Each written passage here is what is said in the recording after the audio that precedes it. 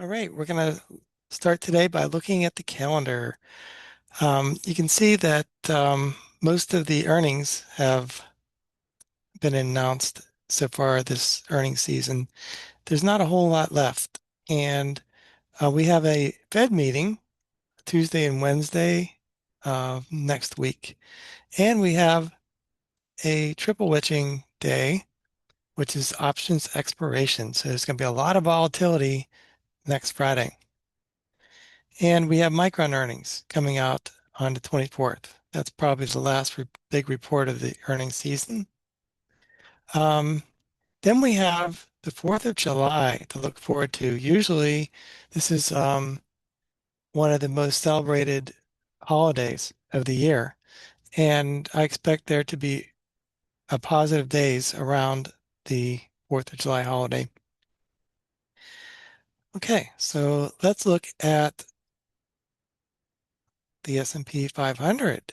And you can see that we have a well-defined trend line, and we have the 20-day exponential moving average, which has been a base and um, it's a line that the averages always come back to. But you can see that we cut under the 20-day exponential moving average. So that's just a indication um, that we lost our support that we've had since for like a couple months now. So that's okay. We could very easily stay within its boundaries and still be in an uptrend. So you can see we have a bottom end of the boundary right here in our trend line. So, um, but um, we have a couple of things going on right now that's interesting. We have a lack of market breadth. We have a couple stocks that are taking the whole market up with them. And let's take a look at Doug Cass' notes. And he says it's not different this time. Market risks are generally underappreciated in the current bull market and complacency. He thinks that there's 3 times more downside than upside presently. Um, Equities continue to ramp higher during the last month. Um, so we have couple pictures here I wanted to show you. The history of the stock market bubble concentration. We have a couple times in history whenever we've had a couple stocks that make up most of the market. And you can see that we had railroads in the 1800s. We had the Nifty 50 in the 70s. We had um, Japan in the 1980s. And now we have the AI Big Ten. So we have very high valuations compared to and comparable to some of the tops of the stock market in the past. And let's look at a couple more interesting. This is the most interesting to me. Um, we have consecutive record highs on negative breadth. So that means we have a couple stocks that are pulling the stock market up, but most of the stocks are going down. So that's something to keep in the back of your mind right now. We're going into seasonality wise. One of the worst times of the year. If we look at our seasonality chart, you can see June has been break even for the past, 40 years. And then we have August, September, which aren't so great seasonality wise. So, but we do have a good month of July mixed into here. And that's usually because we have our earnings reporting again. All right. And we had the 4th of July. So let's look at, we are overbought still. We are overbought in the S&P short range oscillator. So our translation is any value above 5 exceeding 8 suggests the market is overextended to the upside and for a pullback. Okay, so we're still overbought, even though we went down a little bit this past Friday. Um, okay, so we have a situation right now where the 10-year Treasury yield has been going up. So this week it went up like 2%, and that is a lot. And you can see we have an inverse correlation where the S&P 500 went down. And so we have, this is the formula that happened this week. We have interest rates increasing. That means inflation, the odds of inflation go up. And we had a very strong job report, and that indicates that the Fed is not going to cut rates. So we're in this set of circumstances this week. So we have chances of the rate hikes going up. So they are pricing in a rate hike now.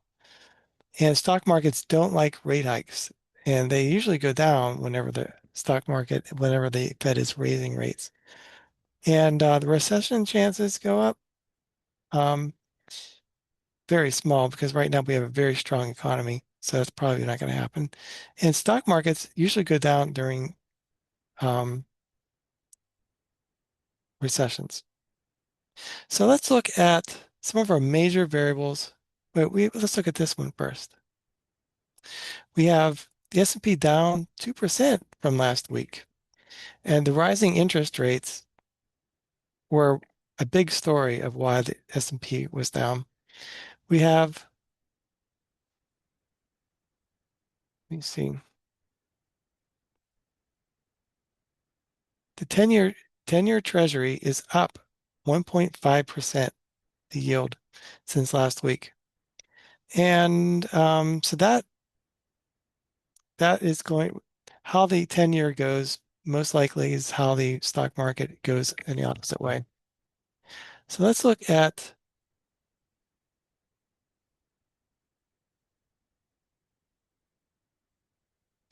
our variables. The price of crude is barely changed, maybe up 1% since last week. Inflation is steady at 3.8%, and the dollar index, it went up 1%. And we know that there's an inverse correlation usually between the dollar index and commodities. When the dollar um, appreciates, the commodity prices go down. And so that's exactly what happened this week. We had the dollar index go up 1%, and gold went down 5%. So, okay, so let's look at, you can see the dollar index, we're kind of in this trading range right now. So that has minimal effect on the stock market right now. Look at this. We have a fearful in the stock market now. It was greedy, neutral for the longest time. Now we're finally at fear. So our translation is, as a contrary investor, fear, start looking for things to buy. So you can see that the amateur investor is bearish. So our translation, as a contrary investor, time to start looking for something to buy or don't sell. Okay, so the VIX went up a lot, 38%, 39% on Friday. So that's an indication that there's fear beginning in the stock market. So we've had a lot of put buying, a lot of options indicating that the market participants are afraid. All right, and you can see that we're now in a fear part of our emotional chart. So Warren Buffett would say when people are fearful, you have to be greedy. And when people are greedy, you have to be fearful. And right now, people are fearful.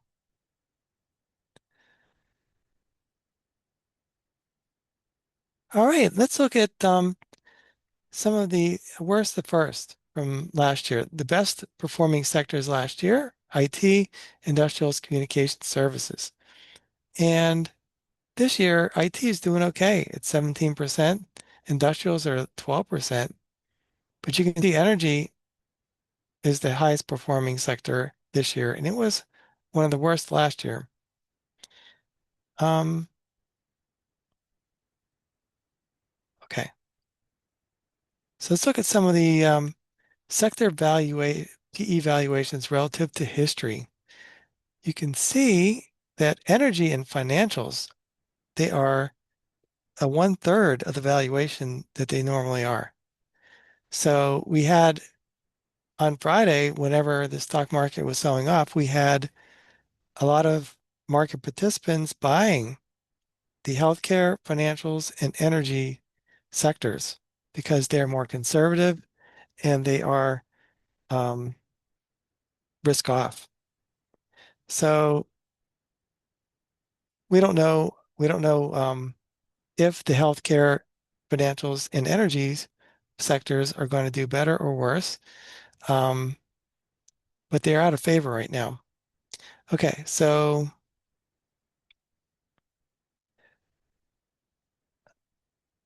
let's look at some of the stocks going up and down today.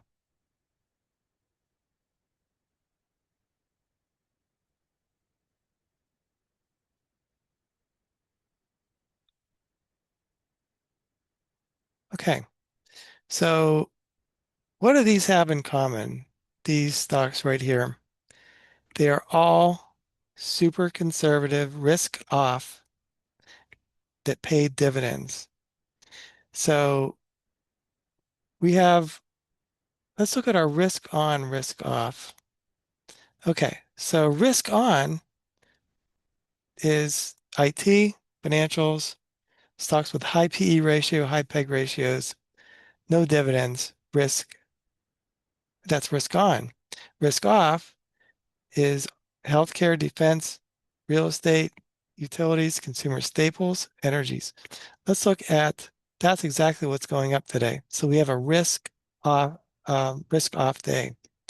And the top decliners, we have a lot of the memory, AI stocks that are going down. And all right, that was a good little exercise. Let's look at some of these sectors going up and down. Gold. We know gold has gone down 5% in the last week. So you can see that gold miners follow the commodity. Um, mining, oil, energy. Okay, what are the ones going up the most? We have rats. We have consumer staples, utilities, real estate. These are all the sectors that do well on a risk-off environment. They pay dividends and they're safe. They usually don't go down a whole lot. And with the price, okay, that was a good exercise. Let's go back to our talking points. Okay, we're going to see what Dan Now's posted an update on X. So I thought it'd be interesting to go over some of his comments. Last Sunday, he said, over the near term, the overall market at some point will need to take a breather from increasingly overbought technical conditions. After 9 straight weekly gains, S&P is now up 19% from its closing low on March 30th.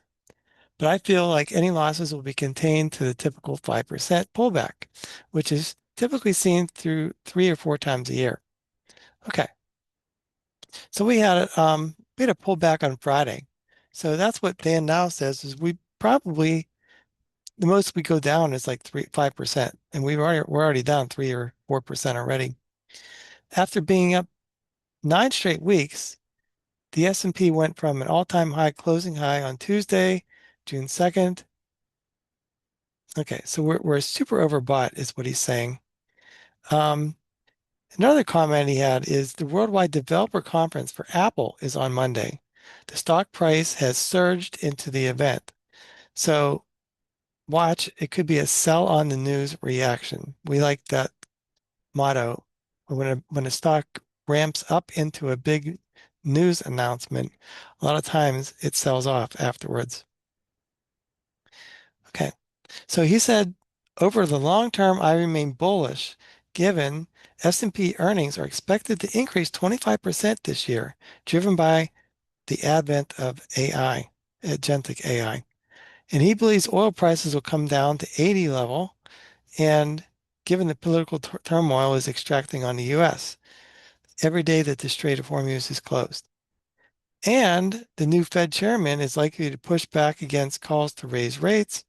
I view this recent pullback as well is as a well needed to work off the recent froth versus marking the top. Okay, so he's basically saying buy on a dip. So he's always an optimistic guy, and he's usually right. He's a really smart guy. So all right, so let's look at okay, we have risk off on Friday. All these stocks are doing good, and all these stocks were underperforming. Okay, so I pulled out a couple interesting charts. You can see that this Google chart, it's Alphabet. You can see that we bounced off of this trend line, the bottom end of the trend line, and we're oversold. Um, and a lot of times, whenever I look at stocks like this, I see it, they're oversold and they're at the bottom end of a well-defined trend line. What are the catalysts for Google going forward? We have a SpaceX IPO. It owns around 7% of the company. So if that stock takes off, SpaceX takes off, Google will have a better earnings report in the next quarter. All right, so let's look at Apple. You can see when Dan Now said it's running up into the developer conference, we're um, right now, but there's a huge swing up. I guess some of the good things about Apple right now is they're not spending a whole lot of money on AI. In fact, they have a very small amount that they put out compared to everyone else for AI research, and that's helping them because they have more cash available and more cash flow, free cash flow than the other major companies.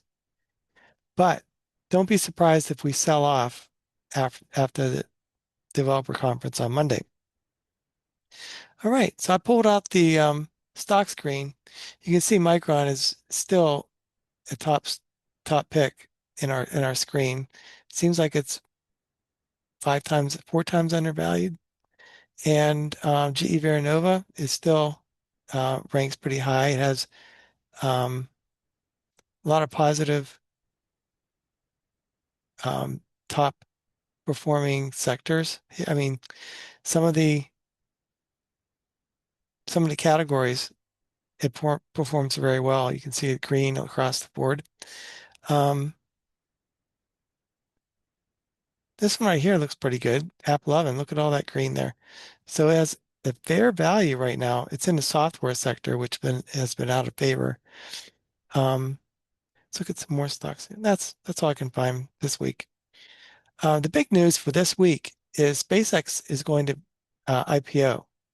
It's going to be at the end of the week, and um, we had Morningstar take a look at it, and they had an article that basically said SpaceX is pretty overvalued. It's like double the valuation it should be. Let's look at some of what they said. They said we value SpaceX at 780 billion.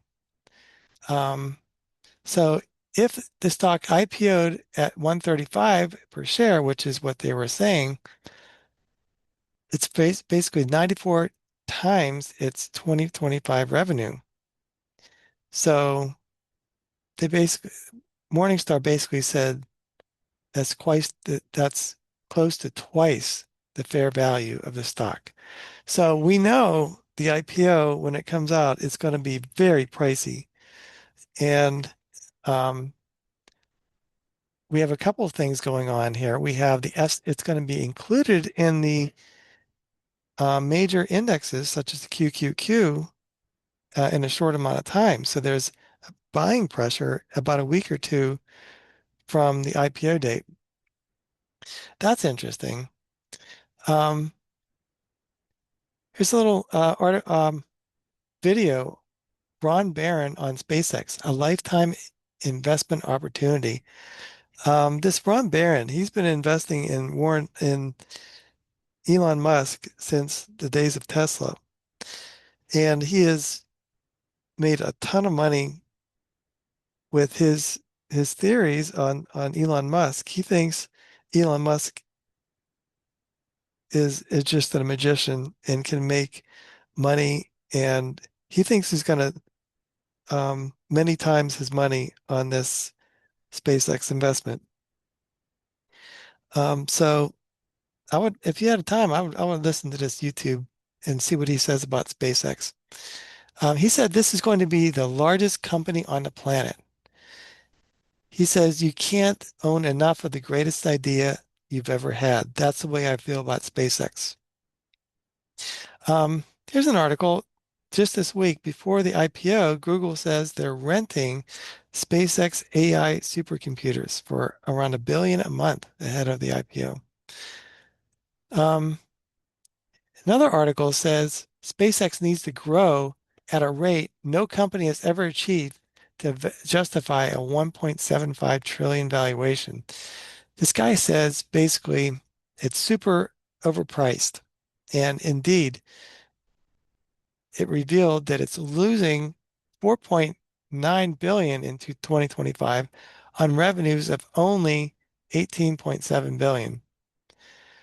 He basically later on in the article said they have to grow 50% a year on average for a decade for them to justify a 1.75 trillion valuation.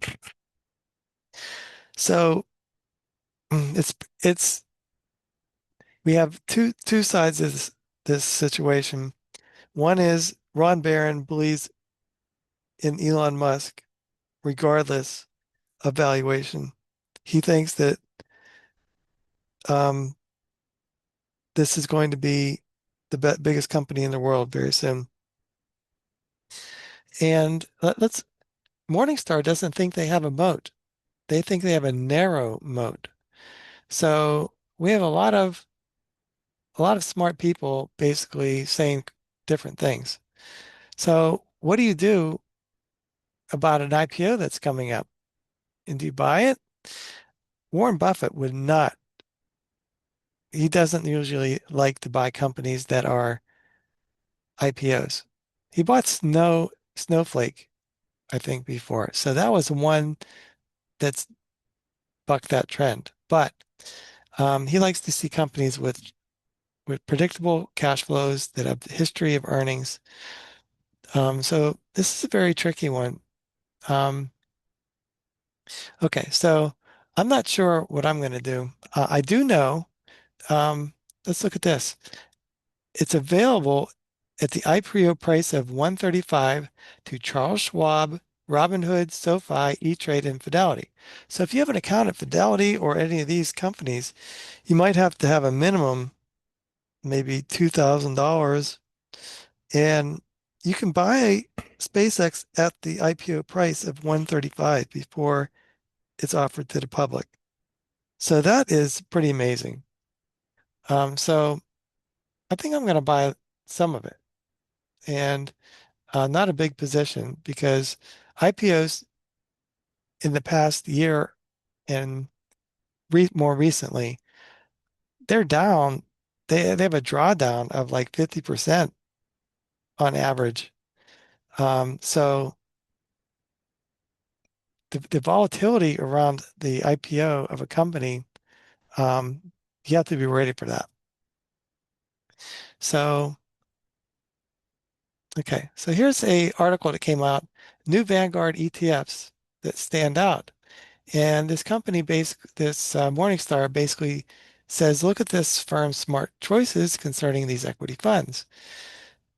And the biggest reason why you would choose one of these versus a mutual fund, it's about tax efficiency.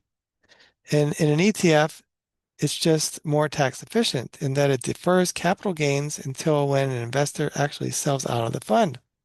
Whereas if you had a mutual fund, at the end of every year, you're given a tax bill of um, gains during the capital gains that happen during the year. So let's look at some of the holdings. This is Vanguard Wellington. They have very similar holdings. Microsoft, Amazon, Google, Merck, SLB, Chubb, ASML, Dover, Equinix, and Morgan Stanley. These seems like they seem a lot like the top 10 holdings in some of the mutual funds we're following from Fidelity and from some of the bigger mutual funds.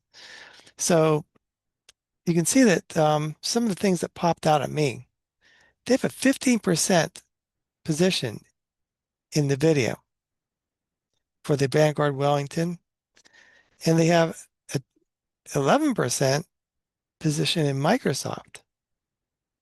So these are the top, the largest companies in the world. Um, and let's look at some of these top 10 holdings. There's Broadcom, Microsoft, Eli Lilly, Mastercard, Linde. They make industrial gas such as oxygen or hydrogen.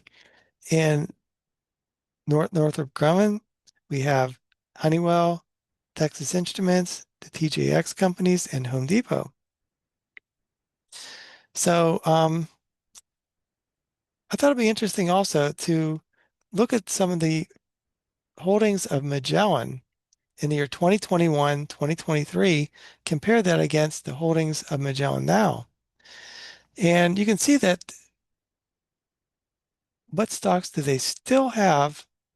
They still have Microsoft, Amazon, Facebook, or Meta.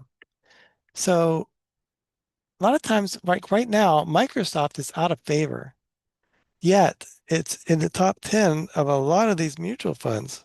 So maybe Microsoft might be a good stock to start looking at. Um, let's look at the ones that they removed. They removed Google, United Health, and it added this KLAC. And whenever I look at the top 10 holdings of a mutual fund and I see a new holding, I like to look at it because it might be right for my portfolio. So let's look at KLAC. It's KLAC 10 Core. Um, you can see that the first thing I look at is Yahoo Finance. And you can see the statistics area that its PEG ratio is 2.03. So Yahoo Finance thinks it's 2 times overvalued. I did a look at KLAC's earnings and earnings estimates, and you can see that they're growing from this year to next year, 35%. But from 28, from 27 to 28, you see that their earnings go down 15%. So that's a major red flag for me looking at a new stock. You can see that the profitability is very good. This is like top tier of anything we've seen. Return on equity is 94. We like 13. Profit margin is 35. That's 3 times what we're looking for. So they have minimal amount of debt and they have 3 billion in free cash flow. So it all looks decent. They just look a little overvalued. And let's do our own calculation of the PEG ratio. They're growing at 35% and their PE is 38. So if you divide 38 by 35, you get 1.08. So like they seem like they're fairly valued, But the one thing I can't get over is this 27 to 28 negative 15% growth. So I think that's going to prevent me from considering this one. Uh, just that heads up, KLA Tencord, they design, manufacture, and market process control, process enabling, and yield management solutions for the semiconductor and related industries worldwide. Okay, so I'm not interested in this one. It seems like it's overvalued. And on top of that, it's has negative earnings growth from 27 to 28. Oh well, that was a good exercise. Um, okay, so let's just keep in mind one more thing, the chart of fears. Um, if we have a fear in the market, such as Liberation Day, we have COVID, we have the tech bubble, we have Black Monday. If you look at the big picture, it's just a blip on the screen, and the stock market usually goes up. So right now we had our Iran war, and that also turned out to be a little blip in our chart of that keeps going up. So keep in mind this chart whenever the next time we have a major news story that's bad. So okay, that's all I had to say for today. I hope you enjoyed the talk, and I hope you have a good investing week.